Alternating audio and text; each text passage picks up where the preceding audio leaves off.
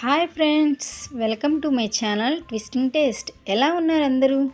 ఈరోజు ముందుగా నేను క్యారెట్ రెసిపీని తయారు చేయాలనుకుంటున్నాను. ఇది పిల్లలకి ద బెస్ట్ రెసిపీ అని చెప్పొచ్చు. అయితే ముందుగా మనం కడాయి తీసుకొని 2 స్పూన్ ఆఫ్ ఆయిల్ని వేసుకోవాలి.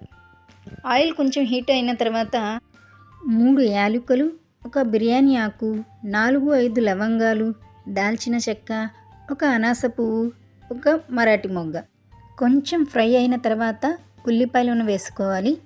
తర్వాత పచ్చిమిర్చిని వేసి కాసేపు మగ్గనివ్వాలి.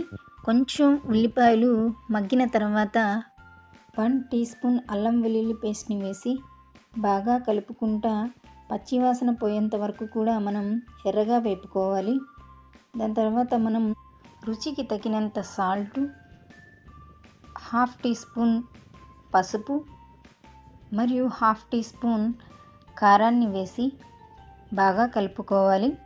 కారాన్ని ఎక్కువ ఇష్టపడేవారు ఉంటే మీ రుచికి తగ్గట్టుగా కారాన్ని వేసుకోండి. దాని తర్వాత 1/2 టీ స్పూన్ గరం మసాలాను వేసి కలిపి ముందే తురుము పెట్టుకున్న క్యారెట్ను వేసి కొంచెం మగ్గనివ్వండి. ఈ క్యారెట్ యొక్క మిశ్రమాన్ని బాగా కలపండి. 2-3 సార్లు కలిపిన తర్వాత ఈ క్యారెట్ మిశ్రమం కొంచెం మగ్గుతుంది. 3 లేదా 4 నిమిషాలకి క్యారెట్ అనేది మంచిగా మగ్గుతుంది. ఆ మగ్గిన క్యారెట్ యొక్క మిశ్రమంలోనికి ముందుగానే ఉడికించి పెట్టుకున్న రైస్ని క్యారెట్ యొక్క మిశ్రమంలో వేసి బాగా కలపండి. బాగా కలిపిన తర్వాత ఆ మిశ్రమంలోనికి చివరిగా కొత్తిమీరని వేసి మరియు ఫ్రెండ్స్, నేనైతే మా పిల్లల కోసము నేను చివరిలో నెయ్యిని యాడ్ చేశాను ఫ్రెండ్స్. మీకు ఇష్టమైతే యాడ్ చేసుకోండి, లేకపోతే లేదు. అయితే చివరికి ఒకసారి కలిపి మనం దించేసుకోవటమే. క్యారెట్ రైస్ అనేది రెడీ అయిపోయింది.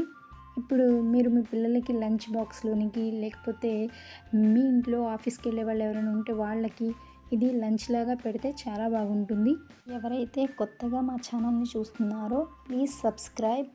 కొత్త రెసిపీస్తో మళ్ళీ కలుద్దాం ఫ్రెండ్స్. Okay, bye.